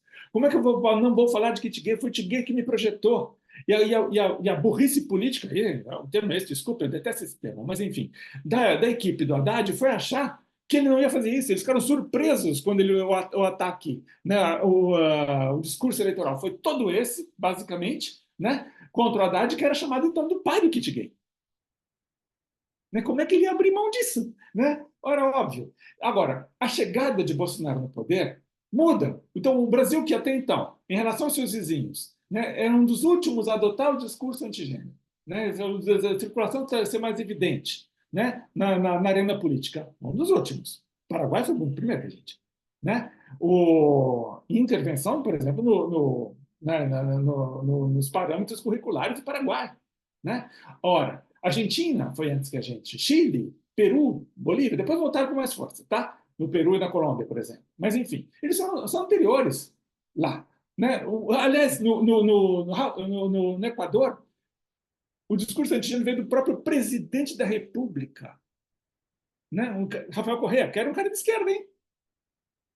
Não, olha só a nossa tragédia. Bom, com Bolsonaro, o discurso antigênero se torna uma diretriz da política de povo, da política de Estado. Aí tem uma diferença. Agora é o Estado, não é mais são os movimentos promovendo aqui ali, não, é o Estado promovendo. Dona Damares foi fundamental na construção, né, dessa teia, dessas políticas, em diversos ministérios, né, em silêncio, né, sem grande alarde, construindo coisas no Ministério da Educação, Relações Exteriores, Saúde, né, claro, lá na pasta dela, Justiça e assim por diante, né, via Observatório Nacional de Famílias, articulando forças reacionárias do mundo inteiro, financiando forças reacionárias do mundo inteiro, né, colonizando, né, espaços, né, junto às Nações Unidas, construindo o Consenso de Genebra e assim por diante. Então, eles fizeram muito, avançaram muito. Né? Claro, com a saída de Bolsonaro, a Hungria tomou esse lugar do Brasil. Então, a importância, no caso brasileiro, nesse caso, para o discurso antigênero, na sua, né, colocar num outro patamar, foi a chegada de Bolsonaro ao colocá-lo num outro patamar político com outra capacidade, né, de alcance. Isso é fundamental. Com relação a Portugal, como no Brasil, né, elementos do discurso de gênero já circulavam em Portugal também já nos anos 90. Tá? E no caso do discurso, né, por parte da Conferência Episcopal Portuguesa, já estava lá presente. Ele é praticamente contemporâneo à produção da CNBB, ou até anterior. Né? Em alguns documentos que a Conferência Episcopal Portuguesa produz. Né? A Mazé do Católicas para o Direito da Educação tem um belíssimo texto sobre isso, em que ela traz, né, nesse artigo dela, Maria José Nunes. Se quiser, depois eu posso passar a referência direitinho. Né, e ela já traz, né, porque ela inclusive nem separa Brasil e Portugal ali, né, porque são duas comunidades católicas, duas conferências, né, com muita articulação desde sempre. Né? A direita católica portuguesa e a direita católica brasileira nunca se afastaram. Né? Agora, com relação a essa coisa do ideologia de gênero que você está calculando, que é feito de uma maneira tal que as pessoas já entendam. Essa um dos lances da estratégia. É fazer com que o sintagma se transforme numa espécie de fórmula. Né? Quando ele é uma fórmula, não importa o que seja, as pessoas já entendem. Né? E antes disso ainda, para pegar o Laclau, ela é justamente um significante vazio, porque ele se presta a ser preenchido conforme, né, o significado que ele vai assumir. É claro que isso não é solto. Né? Nas arenas políticas, nessa cenarização toda, né, qual elemento vai pesar mais dependendo do contexto. Mas isso aqui pode ser facilmente trocado também. Então, de modo que a ideia de chamar de significante flutuante, como alguns autores fazem, não me parece muito ajustada. Porque eles dizem, porque ele se estabiliza. Sim, mas ele se estabiliza, mas não para. Ele não fica ali. Ele continua sendo um significante vazio, porque ele pode ser trocado rapidamente. Tá? Mas a diferença entre os dois conceitos é muito sutil também para a gente fazer um campo de batalha em cima disso. Mas respondendo um pouco a Sofia, né? Primeira coisa que nós temos que fazer, Sofia, é parar de ter medo e né, nos livrarmos dessa coisa da autocensura, que é muito difícil, né? Ou seja, a gente voltar a se articular, continuar fazendo o que sempre fizemos, né? Estudar os reacionários para entender como é que eles se mobilizam e pensar voltar a nos articular cada vez mais. O Manual para a Defesa contra a Censura, ele é muito bom nisso, porque ele não está simplesmente assim, são um bando de advogados dizendo para você o que é que você vai ter que fazer caso. Gente, o menos importante é judicializar. Até porque a presença deles no sistema de justiça é crescente, tá? Entre ministérios públicos, juízes, desembargadores, assim por diante. Supremo Tribunal Federal, enfim. Mas isso não quer dizer que a gente não possa apelar para a justiça também. Mas há outras coisas que nós temos que fazer. A direita, né, esta direita, mais nitidamente do que qualquer outra, ela disputa o chão da escola. Ela disputa a sociedade. E as esquerdas ficam pensando num discurso institucionalista, né, disputando espaços institucionais. E se afastando cada vez mais das bases. Então, essa coisa a gente tem que mudar. Porque a extrema-direita está fazendo o trabalho dela, mas as esquerdas não estão. Né? Por que o chega tão fácil lá embaixo? Por que as pessoas se sentem abandonadas? Por que os trabalhadores olham para a esquerda e não veem ninguém? Né? E olham para um certo lado e encontram com a Meloni. Sedutora, ágil, né? Articulada, né? Pronta para reformular o discurso naquilo que for necessário, para parecer mais palatável, não é? Histriônica. Gente, né?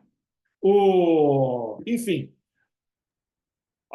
recentemente, numa viagem agora para a Espanha, eu escutei várias vezes, mas não só na Espanha. Não, essa coisa lá de ideologia de gênero, essa turma, essa já foi, essa coisa do passado. Como do passado, gente? O Vox continua batendo nesse martelo todos os dias. O Partido Popular, que cada vez mais se parece com o Vox, faz isso o tempo todo. Milei chama o Ministério da Educação de Ministério da Doutrinação.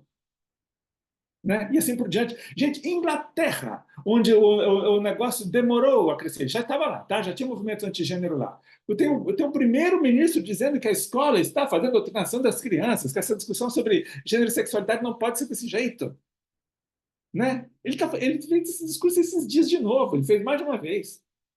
Né? Em pré-campanha eleitoral. Então, vamos ver como é que o rebaixamento. Em países em que o discurso antigênero não pegava por questão de... Né, que tem isso também que temos que levar em consideração. Apesar de serem fortemente católicos, como o caso da Irlanda, por exemplo, ou, a um certo momento, da Bélgica, que o discurso antigênero não pegava por conta da discussão sobre a pedofilia. Os traumas da pedofilia, os escândalos todos que, né, giraram em torno disso. E que ali o discurso não pegou. Né? Na Bélgica não pegou inicialmente, mas começa a pegar com força. Né? A Irlanda parece ainda meio um paraíso. O Chile teve suas dificuldades com relação a essa coisa. Né? Mas a Argentina, que até então alguns autores diziam que a Argentina ficaria imune, eu falei, como imune? Olha lá o Milei. Ali, né? Eu falava como imune já há uns 8, 10 anos. Né? Eu disse assim, gente, primeiro, não abaixar a guarda nunca. Essa turma está sempre pronta. Né? Então, assim, continuamos o que sempre fazemos, né? E nós temos que nos articular e disputar a base. As pessoas dizem o seguinte: o governo Bolsonaro é incompetente. Imagina, fazendo tudo. A Damares entregou tudo o que ela queria. Tudo que ela queria fazer, ela fez. Tá? Tanto no plano interno quanto no plano exterior, internacional. Essa gente não faz política pública. Aí, de novo, gente, vamos abaixar, descer do sapato alto. Política pública, tal como a gente entende, não. Mas a política pública, tal como a gente entende, não nos interessava. A política pública, tal como a gente entendia, era aquela política pública que nasce, pelo menos teoricamente, né? A partir de compromissos firmados nas bases, nas conferências, depois, né? É isso? Construído, no caso da saúde, de maneira tripartite, não sei mais o quê, na educação mesmo, porque não tem um sistema nacional de educação no Brasil. Né, ainda depende muito da autonomia dos estados e municípios. Vamos lá. Mas, de todo modo, tinha as conferências. Então, você tem toda uma produção, né, de uma legislativa, de construção de política pública, que depende, que dialoga, que é responsiva em relação a todo um conjunto de reflexões feitas em outros espaços para a construção dessa política. Ok, isso interessa a extrema-direita? Não. A extrema-direita vai chamar conferências? Não. Ela não tem maioria nas conferências, ela não chama conferência. Ela faz o quê? Ela acaba com a política de alfabetização, por exemplo, e coloca no ministério os materiais para as famílias baixarem, para os pais e mães lerem para os seus filhos. O conta para mim.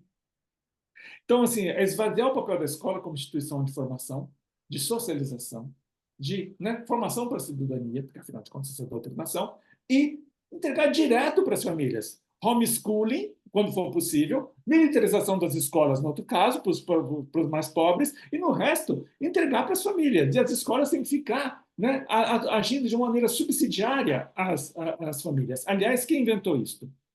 Wojtyla, isso está lá, gente. Aliás, antes dele, Paulo VI já falava disso. Né, que as escolas têm que ser instituições, assim, ele não diz a serviço, ele diz assim, elas têm que ter caráter suplementar, né, aos interesses e valores da família.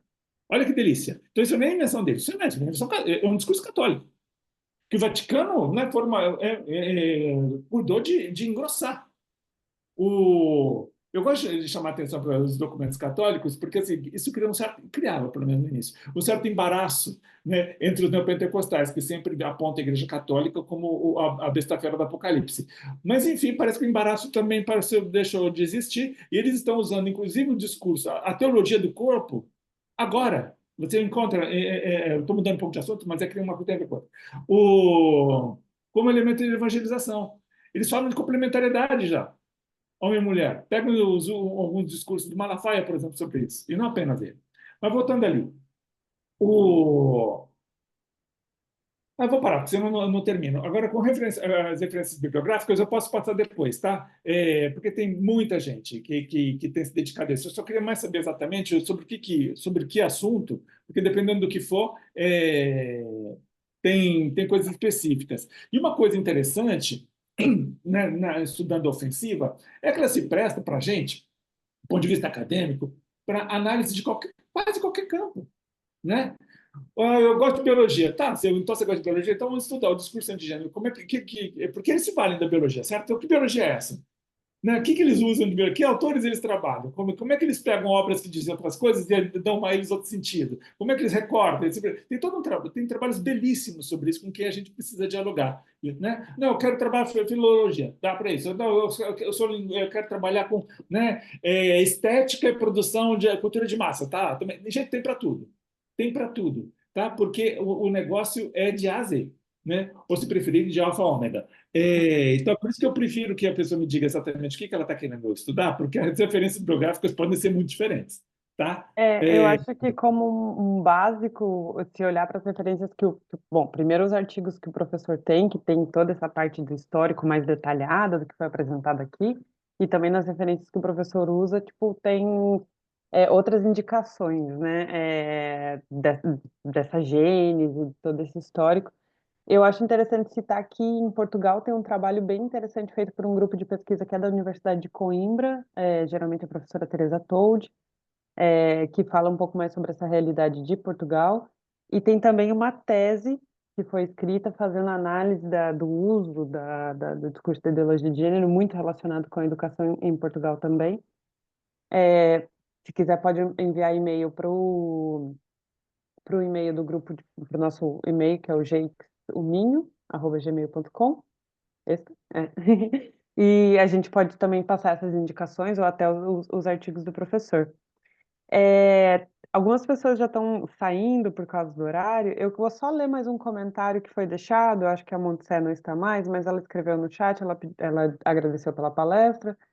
Ela disse que não poderia continuar, mas que achava muito importante se falar que é considerado o pai da ideologia de gênero promovida pela Agenda 2030 como Alfred Kinsey, e que os objetivos dessa agenda devem ser considerados. Acho também curioso que não está de acordo com a nova ideologia, seja nos pontos que são acusados de ultradireita, antifeministas, homófobos, e daí para frente.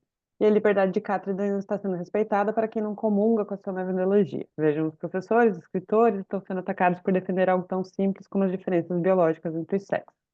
Todo este tema tem os seus antecedentes filosóficos com a desconstrução de pensadores como Derrida, Foucault, etc. Ela teve que sair e disse que foi uma pena não ter tempo para debater com o professor, e obrigada por permitirem que ela estivesse presente. Bom, a conferência ela estava aberta para a participação de todas as pessoas, ninguém aqui está querendo ser dono da verdade, não é esse o objetivo. Eu acho só interessante reforçar coisas que o professor já disse, e digo isso porque a conferência vai ficar gravada, que esse discurso também foi feito por pessoas de esquerda, como o mesmo professor falou, né, o presidente do Equador. Tem outras representações, mas a importância de que pensar que esse debate é utilizado não só para reproduzir padrões de gênero, papéis de gênero, mas que isso está associado, e daí eu até junto com um pouco da resposta que o professor deu para a Sofia, eu acho que isso também é importante na hora de responder. Responder que se tá debatendo política pública, se está debatendo a educação, e dentro do ambiente escolar, um dos maiores problemas de repetição de seriedade, de evasão escolar, está relacionado com questões ligadas ao gênero, identidade de gênero e orientação sexual. Então, está se debatendo política pública. É muito do debate que também aconteceu essa semana com essa questão da legislação que estava sendo debatida do estupro, que isso é uma questão de saúde pública. Então, a gente também tem que enquadrar isso nesse sentido de falar que estamos debatendo sobre a vida das pessoas. Não estamos falando sobre números, não estamos falando sobre coisas irreais, ou esses fantasmas ou monstros que são construídos pelo discurso. A gente está falando sobre a vida das pessoas, a realidade vivenciada nas escolas. Eu queria só deixar isso claro, porque eu acho que isso é uma coisa muito importante para se ter no discurso de resposta ao discurso antigênero. E reforçar mais uma vez que eu já passo para o professor. Não, sim, sim, claro. É só reforçar que se vocês quiserem ter acesso a essas referências ou algo assim, o professor disponibilizou o e-mail dele no chat, então rogeriodinizjunker@gmail. Tem também o e-mail do grupo, né, do Jeix, que é o jeixumin@gmail.com. E eu já vou passar, por causa do horário, a palavra para o professor fazer a última, a última Sim. fala. Obrigado. Não, assim, eu queria agradecer a Montsé, porque ela que nos permite conhecer, né, um dos argumentos do discurso antigênero, né? O discurso antigênero, ao ser construído, né, e construir todas essas categorias de acusação, porque ideologia de gênero é uma categoria acusatória, né? Você é uma ideóloga de gênero, né? Ou seja, você não merece ser ouvida. Você é uma pessoa perigosa, né? Destruidora da família, né? Homossexualista, né? Ambientalista. Os ambientalistas também são ideólogos do gênero, tá, gente? Delolirista, inclusive, né? A turma que, né, mais potencialmente pertence a essa perigosa categoria destruidor e mata das famílias. Ela, e nessa produção do discurso antigênero aparece desde o início uma suposta gênese do discurso antigênero, do discurso sobre gênero, né? Que eles vão dizer, eu estou chamando o que o feminismo produz de ideologia de gênero, tá? Então eles vão dizer, olha, eles vão contar a gênese dessa ideologia de gênero. Então existem textos, né, não acadêmicos da gênese da ideologia de gênero, né? Inclusive foi a dificuldade de quando eu fui dar o título para o livro, porque eu não estava me referindo a essa gênese, mas a gênese do discurso reacionário, né? Aí eu resolvi isso no subtítulo, né? Um projeto racional de poder, para dizer de quem nós estamos falando. Muito bem. No âmbito desse projeto racional de poder, existe toda uma produção, né, de uma certa genealogia, que a gente chama de genealogia polêmica da ideologia de gênero, tá? Que é feita assim, dizendo que o Kinsey, não sei mais o quem, depois o Money, e toda essa turma antes dele, enfim, que daí tenta a questão de forçar, né, uma operação de mudança de sexo de um jovem, que isso está tudo errado, não sei mais o quê. Bom, gente, essa maneira como eles constroem, como é que o feminismo passou a utilizar a categoria gênero e depois usou isso para destruir as famílias e homossexualizar as crianças e, enfim, e acabar com a sociedade. Então, existe essa teoria, né? Vamos chamar assim de teoria, tá? Não é teoria científica, não é teoria, não tem todo esse rigor acadêmico, epistemológico, nada disso, mas existe essa produção, né, sobre essa genealogia polêmica, como a gente chama, aqui a Montse fez referência, né? Ela se valeu para fazer essa fala. Eu só não entendo o incômodo de aquelas que são acusados de serem antifeministas. Essas pessoas se dizem antifeministas, né? Se dizem racionais de outra direita. Essas pessoas se dizem hoje de outra direita. Milley tem alguma dificuldade de dizer que é de ultradireita? Meloni tem dificuldade de dizer que é ultradireita, né? E assim vai. O cara do Chega tem alguma dificuldade? Bolsonaro? Não, pelo contrário, eles têm orgulho de dizer que eles são de ultradireita. Então, não estamos acusando ninguém de nada, eles são, né? E se autodenominam, inclusive. Então, essa polêmica não existe, né? Algumas pessoas bem pensantes que se sentirem incomodadas com isso simplesmente saibam que elas estão abraçadas com pessoas que assumem essa identidade. Então, assim, é só isso. Elas só não se assumem como homofóbicas, por exemplo, não necessariamente, algo assim, né? Outras, a maioria vai dizer que não, eles não são homofóbicos, é aquilo que eu disse agora há pouco, né? Inclusive tem, vamos dizer que tem vários gays e lésbicas né? Um grupo que tem uma certa dificuldade de se assumir como conservadora, reacionária, são as feministas radicais que adotam as mesmas teses, antitrans, por exemplo, e que estão alimentando com toda a força o discurso antigênero. E elas dizem, não, mas nosso discurso nasce de pressupostos diferentes. As conclusões são as mesmas, os efeitos práticos são os mesmos. Se até pouco tempo atrás havia um certo desconforto quando a gente mostrava essa convergência, né? Que às vezes era muito mais explícito do que algumas pessoas tendem a imaginar, havia um certo desconforto. Ok, de um certo tempo para cá, não. Então, algumas delas participam das mesmas plataformas internacionais, transnacionais, né? Com essa turma de direita toda. Eu posso passar depois os links. No livro tem alguns deles, né? Desses movimentos feministas, né? Feminismo radical, TERF, ou de variações, que se colocam nitidamente em convergência de mãozinha dada. Inclusive aqui em Brasília, no governo Bolsonaro, elas vieram dar cursos aqui na PGR, né, sobre ideologia de gênero. Não é nenhuma novidade, aliás. Quando, por exemplo, na França, quando teve o veto, né, teve um primeiro veto, né, do material do OECD da Igualdade, quem escreve em 2 jornais para parabenizar o Ministério francês pela censura não vai ser ninguém, nada mais, nada menos, do que Silvia Muraro, que era uma das mais importantes feministas históricas italianas do movimento feminista diferencialista, que escreve 2 textos, e aliás, são textos muito bem escritos. Não estou falando de pessoas desprovidas de preparo intelectual, hein? O Silvio Muraro é um intelectual. E ela escreve 2 textos parabenizando o material para a censura, porque aquilo ali era condutor de ideologia de gênero. Ela utiliza o termo. Né? Não só o termo, ela se vale do discurso de gênero mesmo. Então, não é nenhuma. Quando isso acontece depois aqui no Brasil, né, as pessoas ficam surpresas. Não, gente, que surpresa! O movimento feminista diferencialista, o feminismo, que a gente chama de feminismo radical, né, não todo ele, mas em grande parte deles, construiu essa convergência com esses setores reacionários desde, né, não desde o seu nascedouro, né, porque, enfim, a gênese, de fato, desses movimentos é diferente, mas as conclusões, os ataques que elas estão fazendo agora, por exemplo, a ministra de Políticas para as Mulheres no governo Lula, são todas de caráter antigênero. Né? O fato da ministra reconhecer como mulher, né, as mulheres trans, por exemplo. Isso para elas é um escândalo. Isso para elas é trabalhar contra o direito das mulheres. E assim por diante. Gente, então,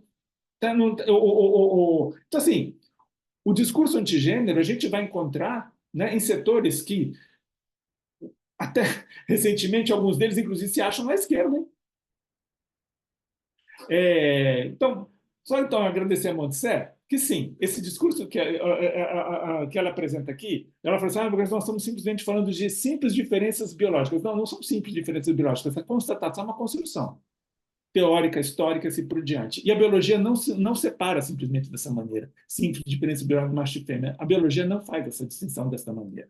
Esse é um empobrecimento brutal do que as ciências biológicas construíram. Então, assim, estão sendo um pouco desrespeitosos. Agora, não estão sendo censuradas, essas pessoas não estão sendo excluídas de nada, porque muitas delas estão, sempre estiveram nas universidades, sempre tiveram os seus giros. A universidade sempre teve, né, se bobear, uma sua maioria conservadora. Né? A universidade é um espaço importantíssimo de produção do conhecimento e sempre foi plural. Ao contrário do que gosta de sonhar uma extrema-direita que vê a universidade como um polo de esquerda efervescente, eu fico imaginando que mundo seria, mas enfim, mas não é essa que nós temos, né, gente? É só participar de uma reunião de colegiado, de congregação, de qualquer departamento que você vai ver a diversidade que é o desespero que isso nos causa. Enfim, falei um pouco demais, mas enfim, era isso. E já para ir para as conclusões?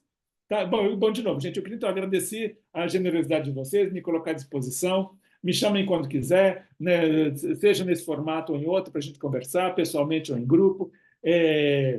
Referências bibliográficas sobre esse assunto não faltam, possibilidades de pesquisar, de escavar, de andar. Nossa, esse é uma coisa. Até porque a gente, essa turma, não quero desanimar vocês, essa turma estará por aí por décadas ainda, né, produzindo os seus efeitos, e nós também estaremos.